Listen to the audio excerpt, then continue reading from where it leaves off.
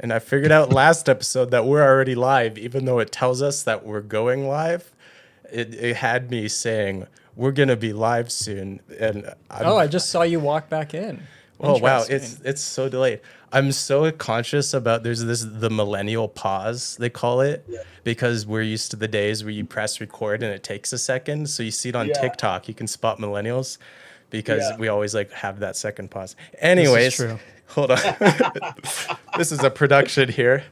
Welcome to the show for sinners and sufferers, where we have conversations about exploring theology, engaging culture, and watching movies, all for weary souls in need of grace. And tonight we have a bit of a different show because we have a guest, Charles, our first ever guest. What's the cheer one? It's different now. Yeah. Those good. Can you hear those? Are they coming through? Yes. Okay. Our first ever guest, Charles. So I'll just kind of hype him up for a second, and Charles, I'll let you introduce yourself proper. But so Charles, I met in Bible college, and I came to know Charles as an incredibly kind, joyful, and grace-filled person who just loves people and really loves to laugh. And he has some really easy, he has triggers. I could make him laugh so hard that we will not be recording an episode today. There's just words. There are specific words. See, look, he's already going just thinking about it.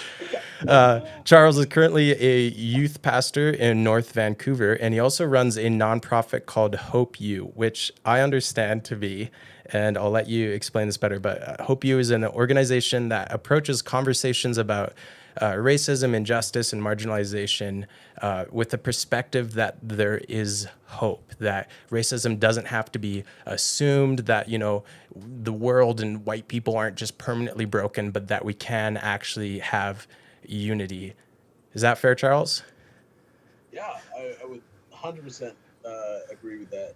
I think the big thing is it's about educating, right? Because this world tells you, social media tells you how certain things go all the time. And I just come from places like, here's what these conversations, these words mean. Let's learn. Let's break out of our shell. Let's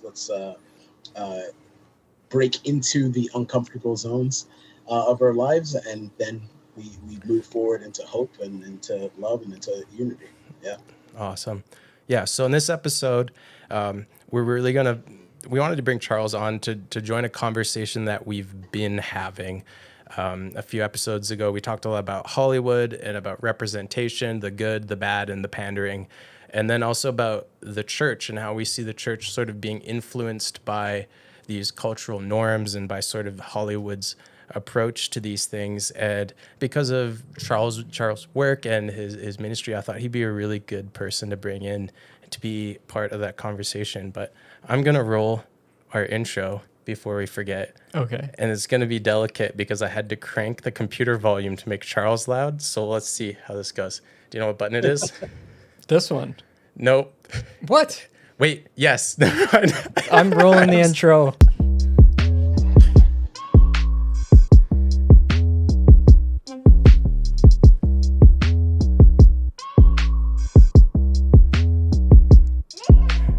Music produced by Lo-Fi Cody. Yes. Copyright free music because I make it all. Hey, did you see that reel I posted today? I'm so proud of that beat. It goes so hard. Yeah. I was like, I wish I could rap because I was just like, I could drop a verse on it. But it's always like chill lo-fi. And I was like, I want this apologetics because I'm doing like a mini series where I just reply to like the atheist gotcha comments because there's so many where they're like, oh yeah, well, if God's real, then how come this? And I'm like, that's not even smart. But I was like, well, for the sake of Christians, for the sake of especially younger Christians who see those things and like, oh man, how do I reply to that? I want to just respond, like give responses, not even to fight with the atheists, but just like Christians see like this can be responded to. But I was like, I should make a different track for this. So I was just like threw some hard 808s on there. It's just like this hard style hip hop beat. And it's so hype. I love it. Anyways.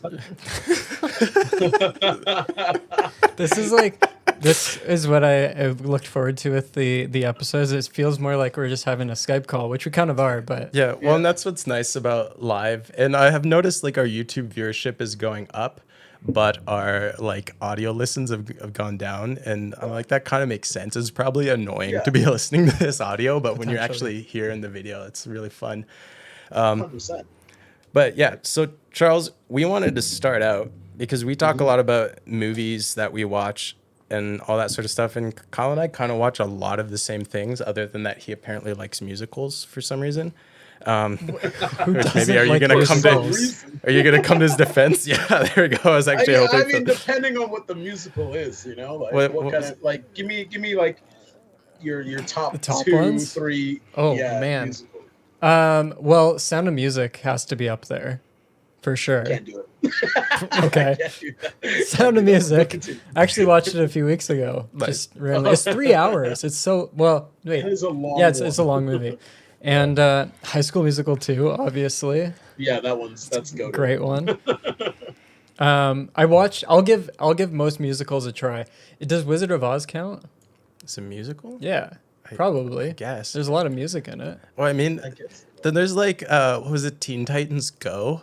I was not expecting to be a musical. That was awesome. Oh my gosh. Teen Titans Go, all things. But anyways, Charles, what have you been watching? What shows or movies are you into right now? Honestly, I'm a huge Marvel guy. Like, Nice. I've always been like a comic book geek, you know. So, I like from when I was a kid. I had like a stack of comic books, like not super high, but just like yay big, you know. Nice. And so when, and this is a funny fact about me, when the first Avengers movie came out, I watched it in theaters 7 times. Wow. And I think three or 4 of those times were by myself. That's how much of like a Marvel guy I am. So I'm still like very into Marvel. I love watching all the new shows. I like the world building, so that's what I'm pretty much watching. I just watched the first episode of She-Hulk like a couple days ago. So yeah. Have you haven't seen that yet? No, and I'm like I don't know if I'm going to. You don't know if you're going to. I don't have any. There's a lot of stuff online about why people aren't watching it, and I think it's stupid to not watch it for that. But like, I'm just not watching it because it does not interest me whatsoever. Because the marketing has been so bad for it, and so I just I just don't care, and I don't know anything about She-Hulk, so I don't really like. It just doesn't interest me at all, and I haven't seen anything from people being like, "This is a must watch. Like you have to watch this." So I'll get around to it probably at some point. I have some mixed feelings, and then Charles, I'd be interested to hear your feedback on this, because I've been seeing a lot of people are like, "Oh, it's so dumb and woke." And I'm like, I feel like that's super like over exaggerating. Like, it clearly has like a message it's trying to convey, but where I do have a problem, because I love the Hulk, I think the character's cool, I think She-Hulk's fine, I think the actress is doing a great job, but I think the writers are not considering the entirety of Marvel or the universe of the characters, in that they had her give her little monologue about how hard it is to be a woman. I'm like, okay, like you can say that's a fine thing for you to say. I don't have any issue with what she said. But she's saying it to Bruce Banner, who watched his dad beat his mom to death, who's watched one of his best friends die right in front of him, couldn't do anything about it. Another of his best friends just left. The love of his life died while he couldn't do anything about it. He had the fate of the world literally in his hand at one point. Fought in multiple wars. Like, this dude has trauma she can't even imagine. And she's like, the baseline woman trauma is worse than that. I'm like, no, like, just see, that's the thing though. The thing is, yes, in a very objective type of way, right? It is not worse than the things that Bruce has gone through, right?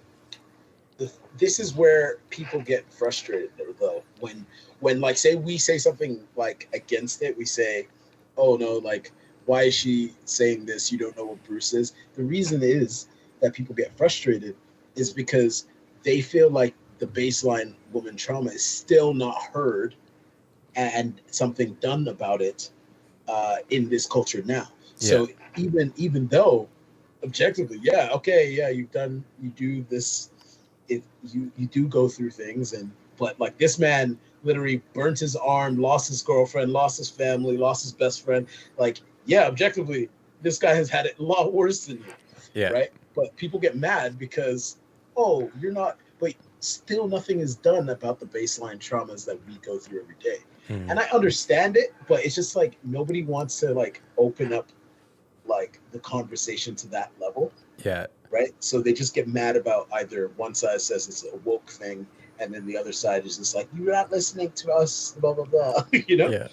Well, and that's where I was saying, like, I'm really torn and like have mixed feelings about it, because I do think it's okay for her to say that, and it's kind of a cool take on the character. Like, I'm not offended by what she said, like a lot of internet people apparently are. I just think it was really weirdly like Marvel tone deaf to have her lecturing Bruce on it. I think that's where the writers were like, we're gonna get this really cool message out there, but then like forgot that they're making a Marvel show. But it was the first episode, so I'm gonna give them a chance. And I don't know, I really enjoyed just watching them fight, and I laughed really hard. I don't know if it was in the preview, there's a scene where like he throws the rock and then she throws it a little bit further, and I was kind of like, oh, come on, are they just gonna be like, oh, she's better just because she's a woman type thing? But then he grabs one and literally launches it into space just in an absolute rage moment, and she's like, okay then. That was so funny, because it totally shut me down, and that is like, oh yeah, look, he is so much stronger, but then also made it obvious how immature it was for him to respond that way, which then made me realize how immature I was for being upset about it. So it was just like such a good moment. So I'm like, oh, sure, she's stronger than him, and then he's just like, rage throw, and it's like, oh no, he is stronger, but also that was dumb. Why was I worried about this? You know what's funny though is it's interesting, because this is where like all of our conversations with movies and TV shows end up going, is because like now, like I was saying to you before we came on, with movies and TV shows, it's a very good picture of what where our culture is at right now. Like if you want to know what the culture was thinking about, or like their values at the time, go look at like TV shows and movies from that time.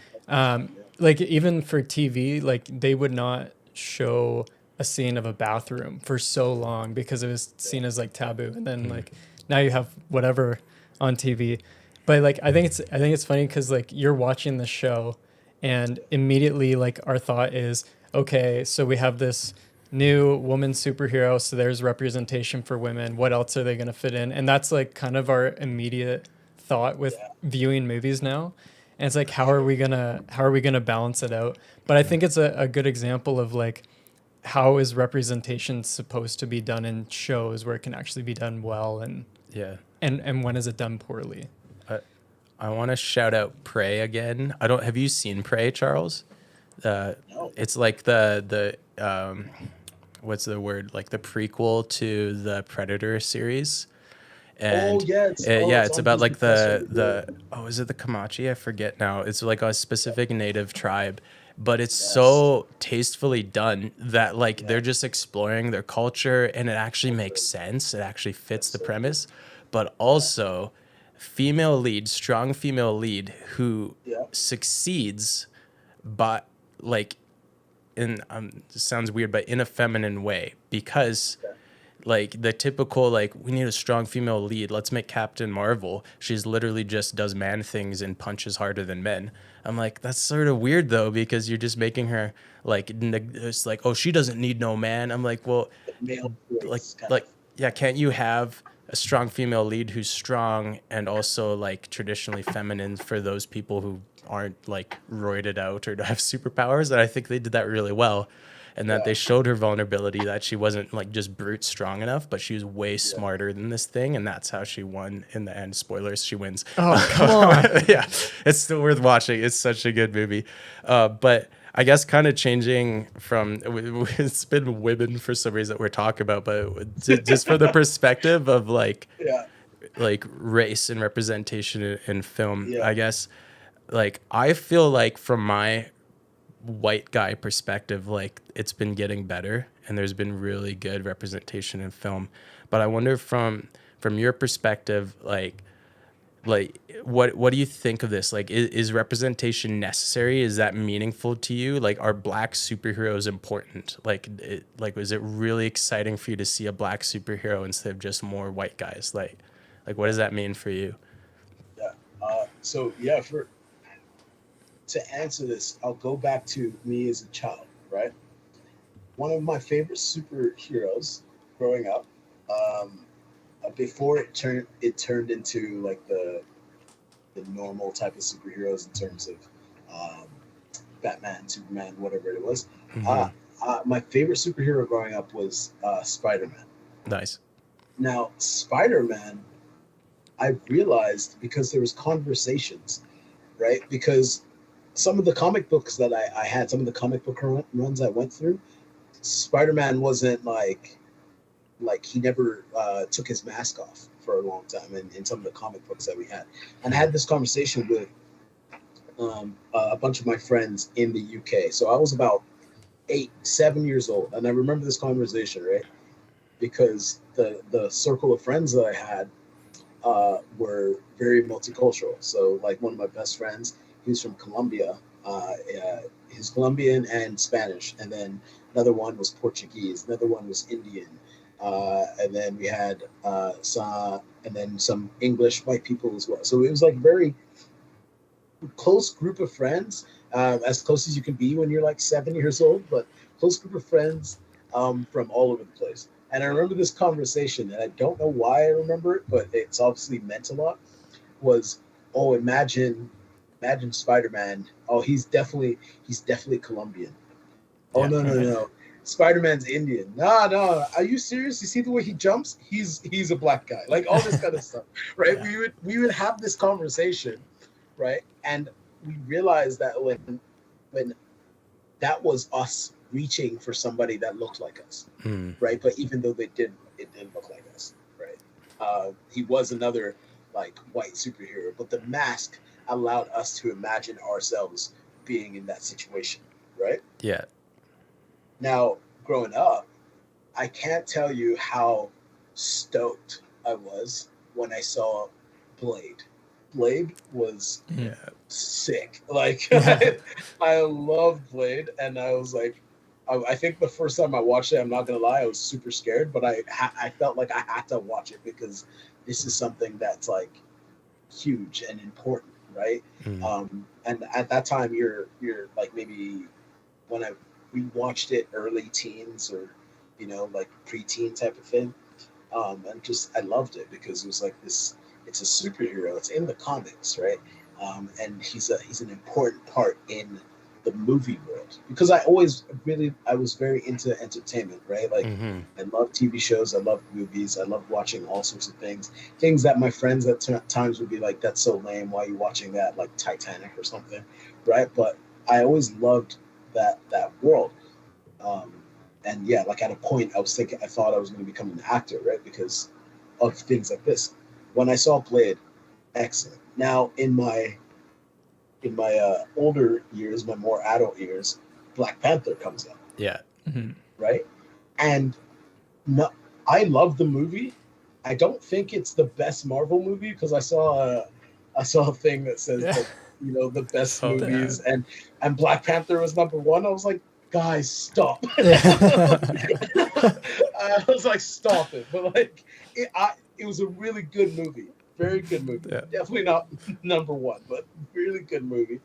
And I saw how much it meant not only to me, but like the world, like the people, not only just black people, but majority of black people and other people of color. It was huge because then I realized like having a cast like the one that they had be a very in the center or in the middle of like the movie going experience for everyone. Like it's not just like a black ensemble. It's not like Medea or something like that, like from before. It's something that's like mainstream, right? Black cast was so important, and I I remember seeing that and being like, dang, this is important to me, right? Because sometimes growing up, I would imagine my life like the people on TV, right? Yeah. But the people on TV and the people in movies in the mainstream didn't look like me. So there was always a disconnect, right? Like we all have like hopes and dreams and things like that, right? Every time at one point when I wanted to be a firefighter, every time that I saw a firefighter show or movie or something with firefighters, they were always white, right? When I wanted to be a cop, like there was always white cops in these TV shows, and the one or two black cops or other cops of color, they were portrayed negatively, right? So representation at its core is great. It's really important, right? Like I remember liking at first, and then I thought it was creepy, but I liked when they switched up Barbie from just always like that white girl Barbie to like different skin tones. Because I was like, actually, yeah, that kind of makes sense, right? Because I knew black girls growing up who never thought they were pretty, because the standard of pretty that is shown in TV, media, and toys was always this white, blonde, blue-eyed person. Yeah. Right? That was always beautiful. So representation at its core is important, right? But it can definitely go overboard. Yeah. So I recognize it. What do you think about Miles Morales Spider-Man? Oh. Okay. I think Miles Morales is so cool. When I first heard that there was going to be a black Spider-Man, just like in comics, Yeah, I was like, I have to get a whole new collection because that's just sick. I thought that was awesome. I'll say, okay, so this show, was it Spider-Verse or whatever? Yeah. Phenomenal. One of the all-time best superhero movies. That's better than Black Panther. Oh yeah, but I honestly, there's something about, I think he's way cooler. Like I just prefer Miles Morales Spider-Man to Peter Parker. But it's funny because I remember when they're like, oh, they're gonna make Spider-Man black. I thought they meant that Peter Parker was just gonna be like, yeah, I'm Peter Parker, but I'm black. And I was like, that's so dumb. I was like, why would you do that? And see, that is an excellent point, because it segues into this whole thing, right? Lots of people get mad about, let's say one side of people get mad about representation. Let's say there was a rumor that they were going to make Magneto from the comics black. Yeah. Right? Now, Magneto has a whole history of being a Holocaust Jewish survivor. Yeah. Right? Now, if they're changing up the whole origin story, that's something. That's something else. But at that time, there was not many black convert Jews. You know what I mean? Like, yeah. No way. Miles Morales is a character, right, who was made, and his ethnicity, just as Magneto was, his ethnicity was a part of it, being an Afro-Latino boy. Yeah. Right? And that was huge, because that was a character for people. That is representation, because it's still in this mainstream continuity of the comics of Marvel, which people, especially after the movies, grown to love, right? That's your character. Black Panther, that's my character. That's like, you know what I mean? Those things are super important. And I think creating, like you said, that example, like Peter Parker was just black in like another universe, and then they just like ran with that, it wouldn't be as impactful at all. Right? Just kind of be I think that's like to like starting off this conversation, like talking about that as like representation being a good thing. I feel like that should be something a lot of people can agree on, because we can even keep going with Spider-Man. Like Peter Parker, for a lot of people, that's their favorite superhero, because he's this nerdy kid in high school who gets picked on, and that's so many people. And so like for a lot of people, they looked at Spider-Man growing up and they're like, that's my guy. That's who I want to be with. And so, and so for a lot of people, then they look at someone like Miles Morales and they see his story in Into the Spider-Verse, and they're like, that's exactly who I was in high school. And I think that's where I think people are too quick to call like the woke button or or whatever, because like they think that whenever someone who's basically right now someone who's not white gets a directing role or an acting role or a character or whatever, all of a sudden it's like, oh, they're just pandering. But like Miles Morales is like, it's the same thing that Peter Parker did for nerdy kids, is like what a lot of people are looking to Miles Morales as. Is like, that's who I am. Yeah. And like, oh, I wish I could, that's who I'm looking up to. And I think it's such a great execution that they made a whole new character. Well, like you're saying with the Magneto thing, I have this theory that in a lot of series, when they like recast a typically white character as a person of color, it's almost always the redheads first. And I feel like that they're like, it's, but then it's like, is that what they're doing? Or they're like, who's the like least acceptable white person? The Jew, the redhead. to take away. Oh my god! But, anyways, you guys back on topic. Miles Morales being like an excellent implementation, and also I'll say the Spider-Man origin story J's. I don't know if you've seen them, Charles, but they are my holy grail shoes.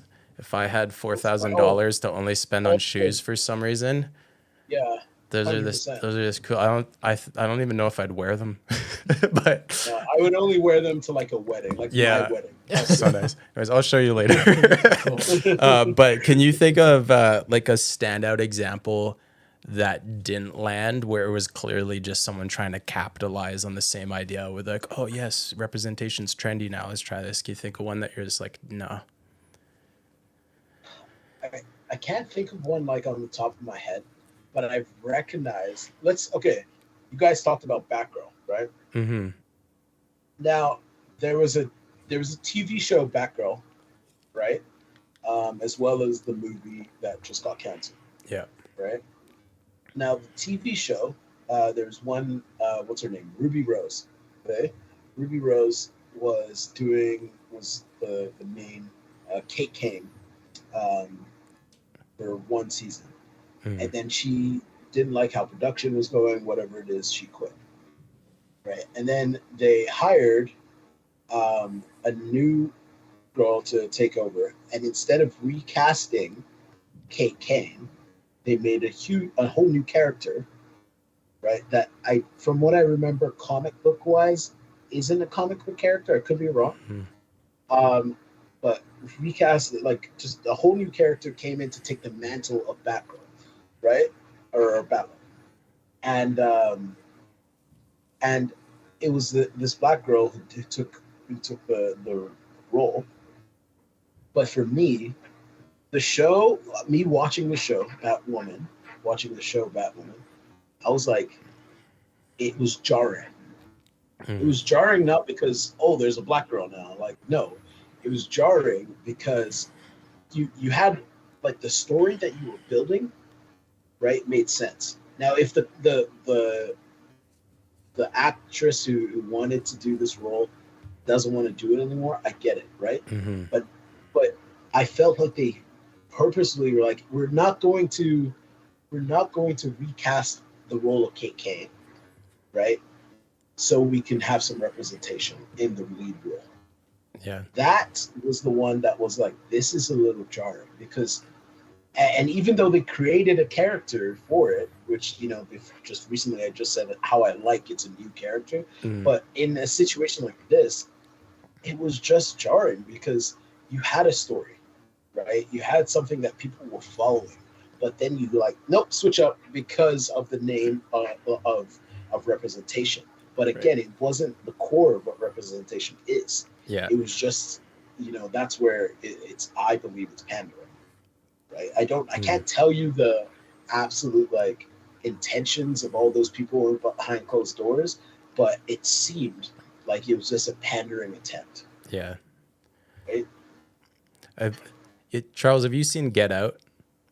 Yeah. Yeah. Okay. Good. Yeah. You haven't I seen it haven't. yet. No, it's Okay. like on my list. I gotta watch. I'm gonna. I have to watch. Hey, all let's three of his shame him movies. because he's a movie guy, and it's one of the best movies ever. Like even. So good. Like even if we're not talking about representation, it's just a masterpiece movie, No, and I you're a know. movie guy. All I knew about it for so long was it's horror movie, and I don't Oh. watch horror movies, You don't watch but horror I've heard that it's like it's actually not that like scary. It's more like It's thriller. not. No. It's really So like scary. it's on my list, but I also it's one of those movies where I'm like I need to be in the right mood to be like Yeah, yeah. potentially freaked out for the night. You That's have why. you have to watch it twice because the first time when it's better if true. you don't know anything about it, but the first time you'll have like no idea what's going on, and then the second time you notice so much more. So there's a movie podcast I listen to that's not Christian, not clean, so I'm not necessarily recommending it, but it's called They're Just Movies, and they're talking about Get Out, and I saw just like recently there's their most recent episode, and I was like, oh, I should rewatch Get Out, and I was like, hey, this is perfect timing because well, they pointed out some things that I didn't even really consider, but I feel like probably was kind of the point he was making is like everyone in that movie acts really friendly to Chris. They're like, oh, we love black people. They keep talking about how they'd vote for Obama for a third time if they could. They say that line several times. The one guy's like, oh, I've met Tiger Woods. I love Tiger Woods. And they're talking about how like black people are so much better runners. And there's even one line where he talks about like, oh, these Aryans think they're so much better and a black guy beat them. And what's crazy is it's still just race essentialism. Like they're still like making like whittling the idea of black person down to like physical attributes. And I wonder if maybe was it Peele that made it? I always get Jordan Peele, I always get the two of them confused, Michael and Jordan. I don't know why. They're like Because they've just been they're like together for they're like nothing alike. It's just like they are one thing. Yeah. But anyways, I wonder if maybe the point he was making was about how like everyone loves black people in the NBA and that sort of thing. But yeah, when these guys pointed it out, I was like, yeah, it's like, that's weird that like it didn't even hit me, but that's totally like they're all like, we love black people. We totally love black people, but it's actually like super racist. Like it's race essentialism. It's really bad.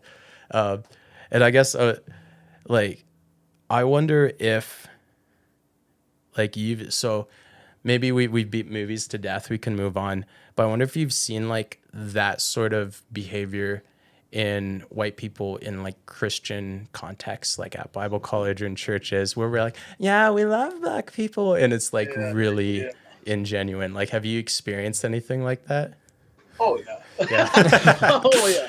I knew you'd say yes, which is why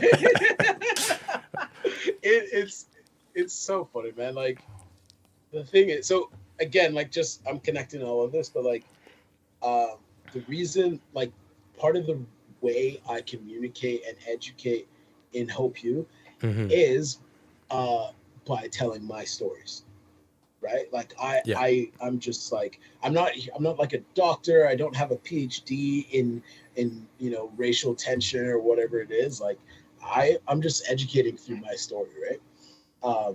So I've said this one before in the classroom, but I said one time I was talking to a pastor at a different church, not even mine, but a different church, who was asking, and I think I was at PLBC at the time, is one of those, my home church is too far away, so I'm going to go to a different church, right? Yeah. I was talking to a pastor, and he was just like having a chat, like, oh, where are you from, blah, blah, blah. I said, I'm, living in North Van since 2001. Like, that's like my almost like a response that I've built over the years, because every time somebody asks me where I'm from, I'm like, I know what you mean, so I'm just going to give you this is where I'm from. But yeah, I've moved to North Van 2001, normal conversation, whatever.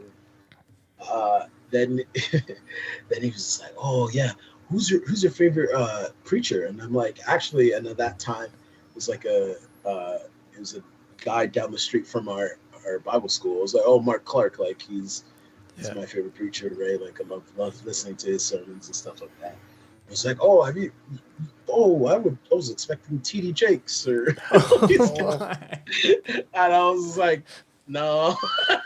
And I'm like, not really my style. He's like, oh man, but I love those black preachers. Man. Like they're just so into it, you know, like so.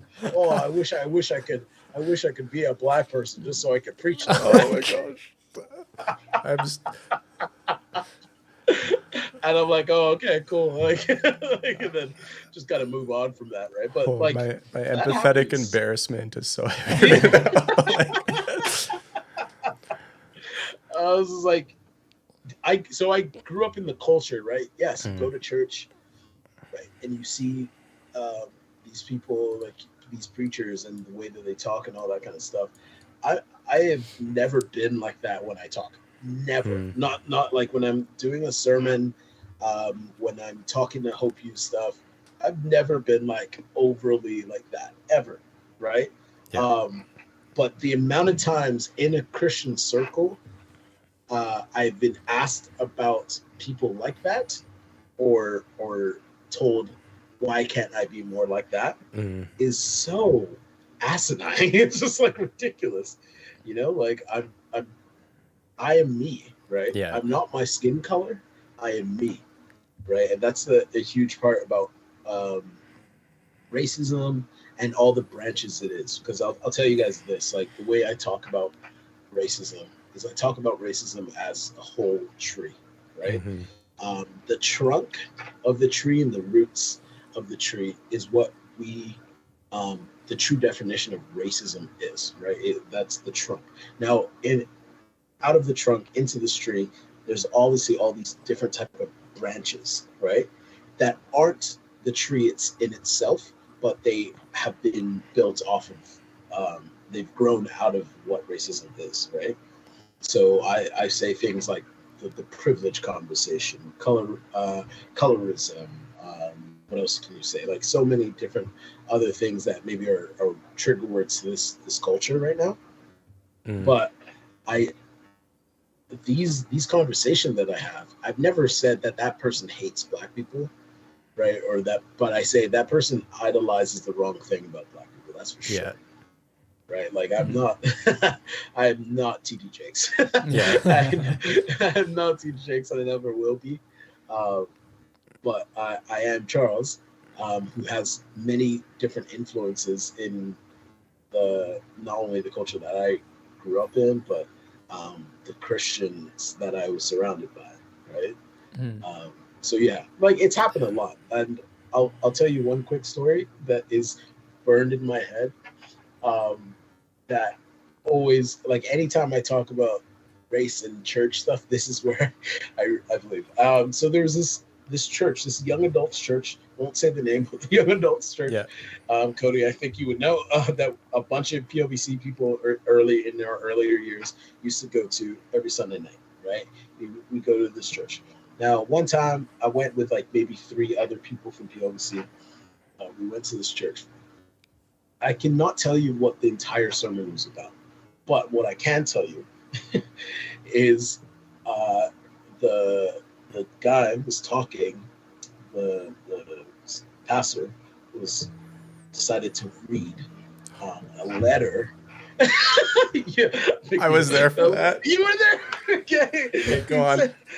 Okay, so he decided to read a letter. I think it was like from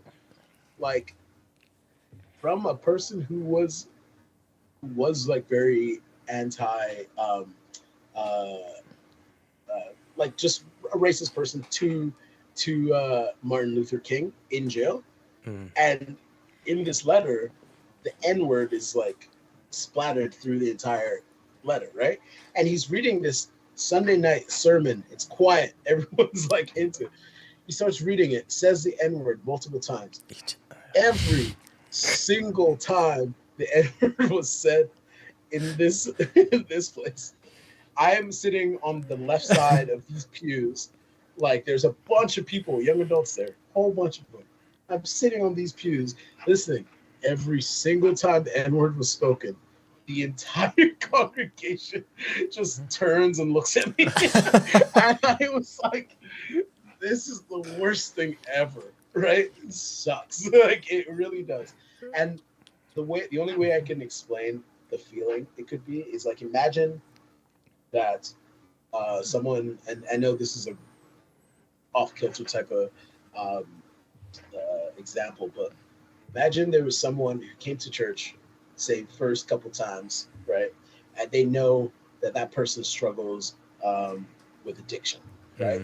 Mm. They struggle with addiction, so you know something about this person, but that's pretty much the only thing you know, right? And then the pastor decides that they're going to read like a story from a person who's an addict, right? And every time they talk about using, the entire church looks at them.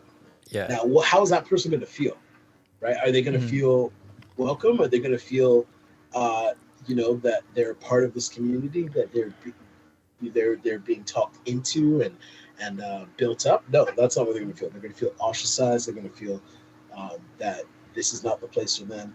And unfortunately, I think that was maybe the second to last time I ever went to that church, right? Even though I loved the idea and the community, young adults going, worshiping, great. But that was like, I just couldn't do it, because then every time I walked in, I felt like, hey, these people only know me because of the color of my skin, and they don't care to know me, deeper than that. Right? That's the only thing they see and hear. And I just didn't feel like it was right, unfortunately. So yeah, those are a couple stories from churches that that leads well into like some of our follow-up questions, but I just wanted to, do you remember, I think it was in a biblical languages class where the teacher was like, if you have trouble remembering it, try writing a song. Or Charles, you could make a rap. And you're like, what? Okay. And everyone was just like, what's wrong with this person? No, it wasn't even that. Okay, very close. What happened was it was like she was like, oh yeah, try to remember, make a song. And then she says, and then she made a rhyme in her song or whatever. And then she was like, oh, that rhymed. Oh, that is like a rap. And everyone was like, okay. And then she was like, she turns to me like I'm on the side of the class, and she's like, Charles, you rap, right? And I just turned to her and I was like, no. And everybody was like, oh my gosh. Was that the same class? There's like two teachers I get confused all the time, but was that the same one where she kept calling Chris some just random other Mexican names? She was like calling him Carlos all the time or something? Yes, yeah, okay. Yes. Oh, Christians. Good. Great. Oh man, but so anyways, so what are the first story you shared, talk about that guy, ask you about your favorite preachers and stuff. I hopefully will word this more tactfully, but is like representation in church important to you? Like does seeing a black preacher, does that resonate with you differently? Does it make any difference? Like I come from a church, like I said, we were talking about it a little earlier, but my church, I'm so like stoked to be in a church, especially in North Van, where you don't think there's going to be a huge bunch of representation. But I come from a church that's like 40 something people are represented as from different nations, right? My staff team, we have one guy who's from German descent, his wife, her dad is Israeli or Middle Eastern, and then her mom's white, and then you got somebody from native indigenous descent, somebody who's Indian. You have me, somebody who's Filipino. That is like our staff team, which is crazy because I don't think I've ever seen that, and I'm super happy about that. Right? I just think that that's what like the kingdom of God is supposed to be, right? But if I go to like a church, if I go to a different church, I am not like, oh my gosh, yes, they have a black pastor, or yes, there's a bunch of black people, because I don't care. Personally, I don't care. What I'm more focused on is like, okay, yeah, are they here preaching the word of God? Are they here like I like modern contemporary worship? Is that what the vibe is here? Like, am I allowed to express myself? Like that kind of stuff. I don't care if I will never ever go to a church that says we have to like hire this minority or this minority, right, because of representation. No, like if you're hiring someone on a staff team or want people to come into your church from a different ethnicity, that's one thing. But like saying that it has to be like this, it is pandering. It is 100% pandering. All I want, right, is to be able to worship with you, be able to hear biblically sound sermons, right, and just be able to like be in community, right. Now in community, I always think kingdom minded. I'm here. I don't like, oh, I'll bring the color for you and whatever. Like, but I don't want it to be like you have to do this, right? To pander to anybody, because there's churches filled with people of another race or from different places. There's churches in China, there's churches in Africa, there's churches in the UK, Canada, America, all over the world, India, like that. And I'm so thankful that I'm in a church that all those churches from around the world had these people.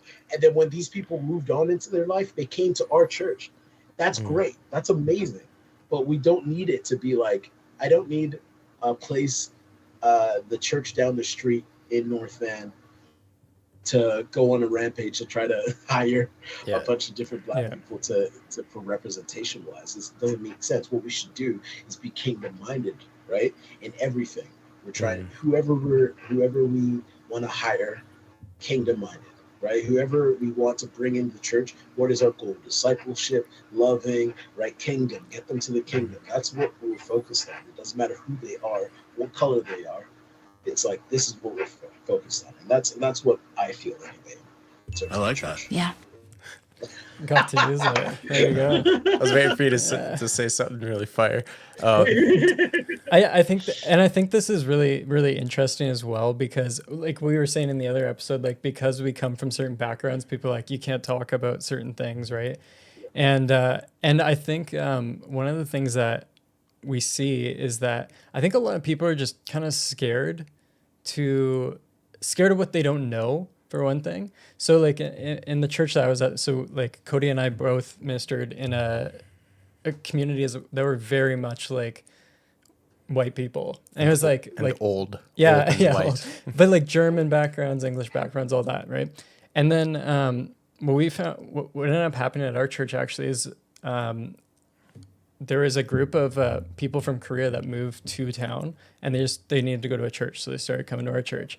And then our pastor knew a guy as well who really had a heart for like Korean specific ministries and like people who had just moved to Canada, still dealing with the language and more comfortable to learn in Korean. So he would basically translate the sermon on Sundays as like a community group afterwards.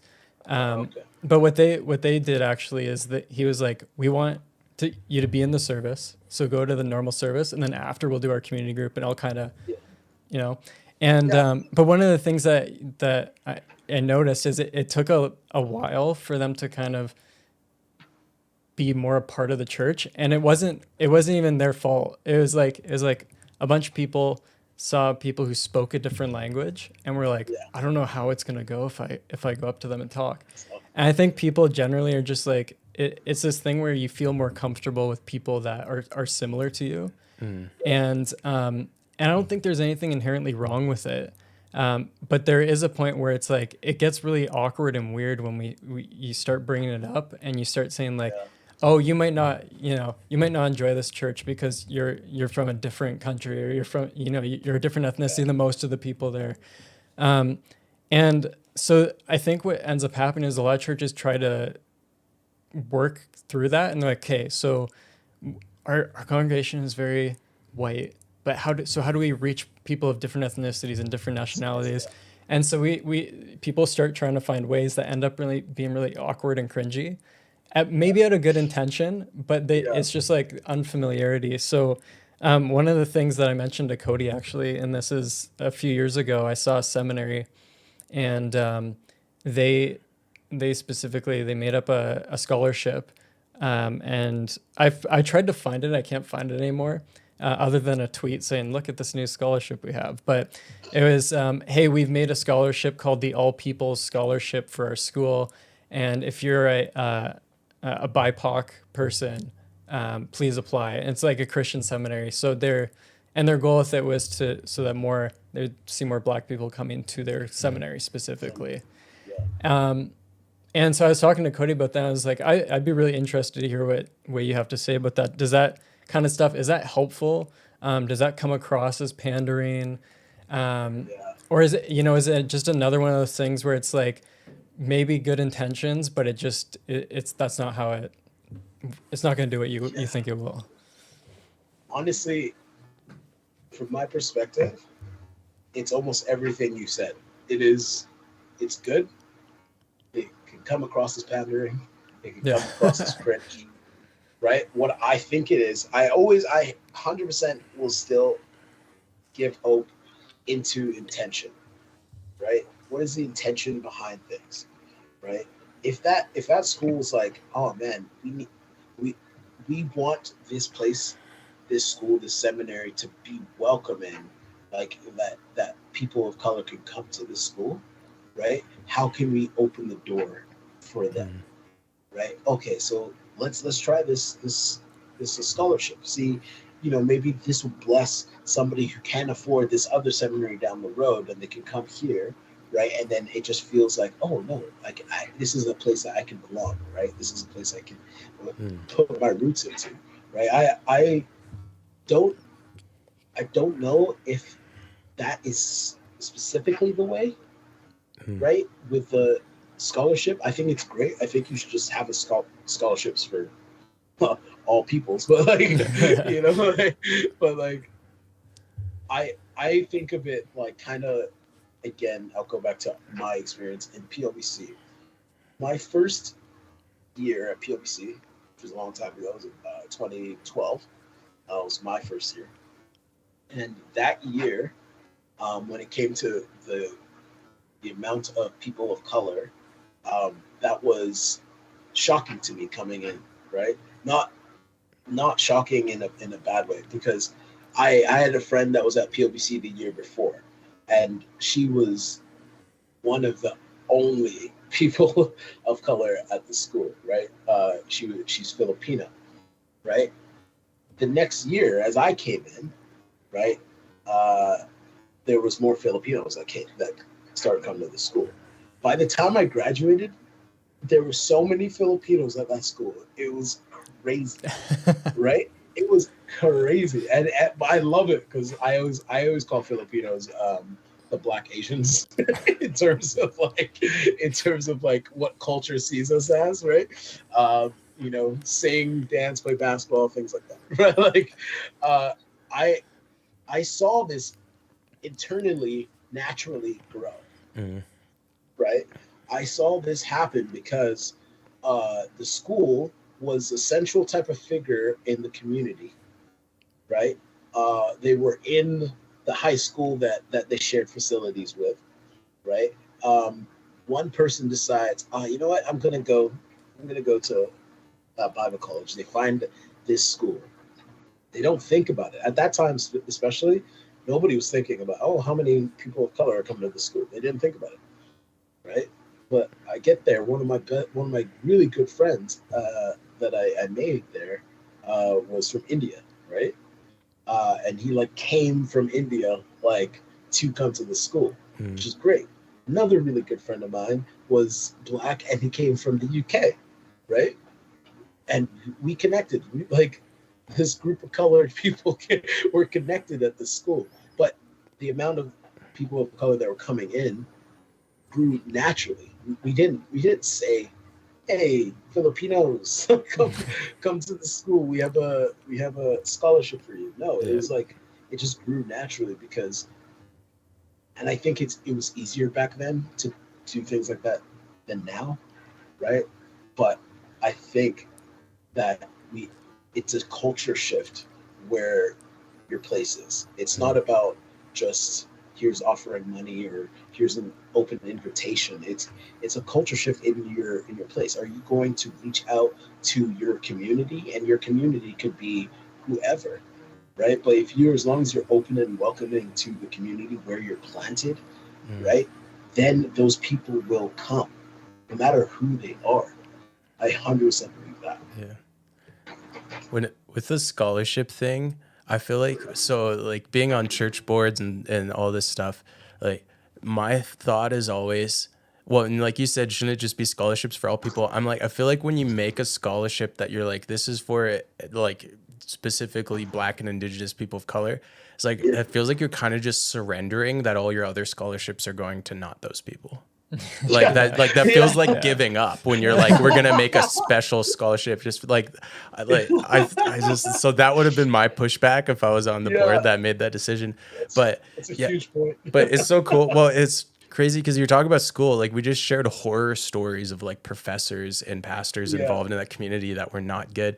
But then as you're talking about these people, like I know this the people you're talking about, but then I was thinking like, yeah, my friend circle towards like my last year and even the first couple years after school was like you, 2 Indian guys, one from Kuwait, like 2 Mexican guys. Like there's like a lot of Filipinos. Like there's so many Filipinos in that area. But I was like, I ended up with this super diverse friend circle, and it's legit what Kyle was talking about. We tend to be drawn to people who are more like us, whether that's interest or appearance or something, like people of a similar temperament, which is I think is where a lot of like you see like almost racial divisions in churches and temperament differences. But I think that's because we have this unique commonality in our faith in Jesus and what he's done for us and who he's made us and who he's called us to be.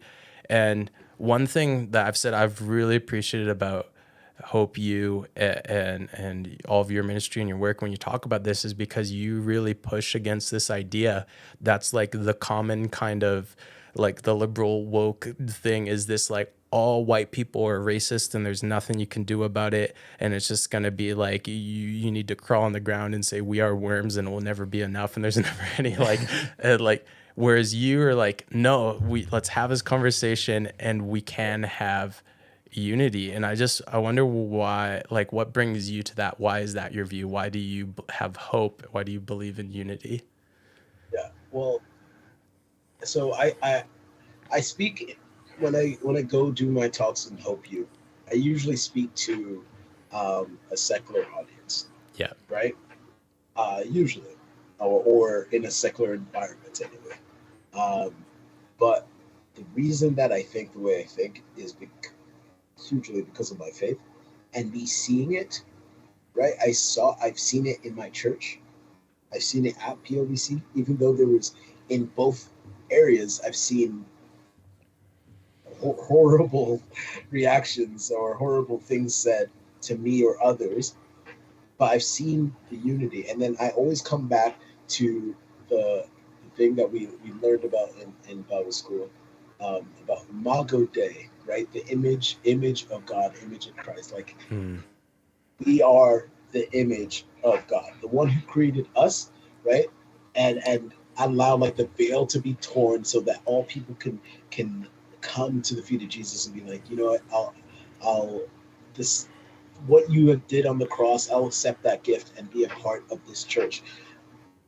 That to me means, hey, it doesn't matter. Like image of Christ, and I talk this to my students, my youth group this year, right? A big thing that we talked about was identity, right? Now I know as a human being, I am a Black human being. I get that. Right? But that is not what my ultimate identity is. Right? My ultimate identity is, hey, I'm a follower of this guy named Jesus. Yeah. Right? I've hung out with people who, and I'm still friends with many people who are not followers of Christ. But the times that I've hung out and been with people from POBC, from my church, who say, you know what, this is our identity, Those are the most life-giving times. So, and even though there are people who don't believe in Christianity, don't believe in Jesus, or don't believe in, I've heard Sky Daddy and all these random things. I still believe that you were made in the image of God. Yeah. Right? So at the end be all, like the end of it all, there is a commonality, right, between us all. And so if I can pull back the veil of hatred, or like the reaction of hatred right away, and get down to that nitty gritty, like, hey, you're a human, I'm a human. I don't care. Like at this point, I don't care if you don't believe in what I believe in, but you're a human, I'm a human, right? And we are made in the same image, made in the same image. I believe that there's hope, and because of my faith, that hope is still there. Yeah. Right. That hope is very strong. So even when people come at me for which I believe I have a very, again, and I said this earlier, I believe I have a very nuanced take. Like I'm not here or there, whatever it is. But people still come at me and they still try to tear me down for the things I'm saying. And at the end of the day, I'm like, well, I got my hope in Jesus, right? So that's where I'm standing. That's the firm foundation that I'm standing on. I like that. Yeah. I think there's something. So I was telling you before we came on we went live about when we went to Guatemala on a missions trip. I think missions trips often, especially short-term missions trips, is like, look at this picture of me with this baby who's less fortunate. Like we use it as just this like, hey everyone, look at all the good I'm doing in the world. Yeah. But one of the things I've found has been so cool at going on, like whenever I have gone on missions trips before or anything like that, doing worship services with people from different cultures who have a different language. Even like I've done joint worship services with people from Quebec, and it was like half Quebec, half like English. One of the coolest things that you find is that like through different cultures and languages and everything, there's that unity in Christ. And some of the coolest moments have been being in a room singing together, and it's like, oh, the lyrics are in French up there, and then you hear the tune and you're like, oh, I know this song in my language, and then you start singing it in your own language, and the voices just meld together, and all these different languages, but you're all worshiping the same God. And I think that's one of the things that the church, the message the church really has when it comes to the world, is saying like there's all these reasons to be angry about so many different things and so many situations that happen, and sometimes like unity feels like it's absolutely impossible, but the way that we can reach true unity and the answer to it ends up being Jesus Christ. And the fact that exactly what you said, we're made in his image, we're all made in his image, and he desires us to follow him across all different cultures and different expressions and all different ways, but all that same God and that same gospel. Makes me think of Ephesians 2:14-15 says, "For he himself is our peace, who has made us both one and has broken down in his flesh the dividing wall of hostility by abolishing the law of commandments expressed in ordinances, that he might create in himself one new man in place of two, so making peace."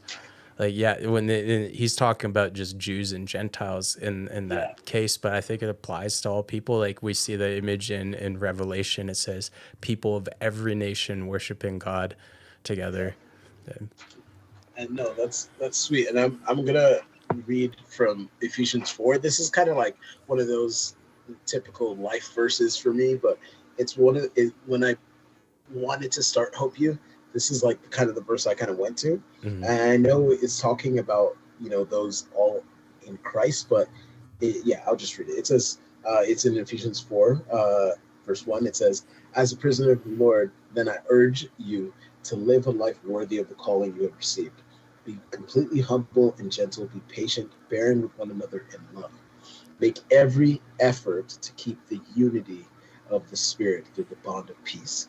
There is one body and one Spirit, just as you were called to one hope when you were called, one Lord, one faith, one baptism, one God and Father of all, who is over all and through all and in all.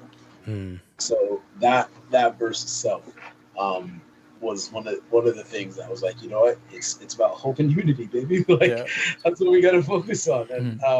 And even though there are people who don't, maybe people watching this or whatever that don't believe in that, you can believe in that we are human beings, and the better way forward is through hope and unity, right? Because the more divisiveness, the more times we just yell at each other, cancel each other, whatever it is, that there is less hope in those areas, but there's still like a hope that you can strive for, and that's through unity, right? And that's me talking especially to those that don't believe in what we believe in.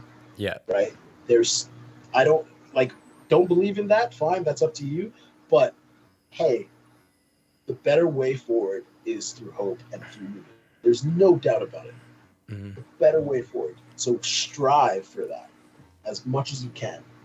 Because if you can't, it does seem hopeless. Right? Yeah. It does seem hopeless. That's good. Well, I think that about makes an episode. Charles, thanks so much for being on. That actually is perfect. It's just a little over an hour. But I don't know. Do you want to tell people where they can find you? Yeah, sure. Follow us on Instagram at Hope U, like the U, the Canada, the letter U, Hope U Canada on Instagram, and then you can also check my website out, hopeu.ca. And if you need any information, send me a DM. Would love to continue the conversation. Thank you guys for having me on and being able to share my heart and share, and answer the questions that you guys. I would love, anytime you guys want to do it again, I would love to do that. Yeah, sounds good, man. Thanks. All right. All right. Have a good night. All right, man. That was a very loud shutdown sound. All right. Well, I didn't want to just mute him and put him on hold, but that's fair. But yeah, I hope you guys appreciated that. That was maybe a little bit different than what we normally do, but I think it was worthwhile. I think it was good to hear from some other people other than just us, just two white guys. Yeah. We get boring after a while, so having another voice in there is always fun. Oh, I thought you were going somewhere with that. Okay. No, anyways, we appreciate all of you for listening. If you want to support us, the best thing you can do is just share this episode, the video or the audio link with someone who you think might appreciate it. This helps us get the word out there. If you have questions, comments, snide remarks, you can send us a message on Instagram at Sinner Suffers. You can leave a comment on YouTube, which actually helps boost the video too, so we really like that. Or you can join our Discord and get involved in just actual live conversations with us and with some of the other community. There's a link in the description of the video, or if you go to our website, sinnersandsuffers.com, or the link in bio, it's all over the place. Just click the join the Discord button and you can join the conversation there. And we appreciate you all. Have a great week. See ya.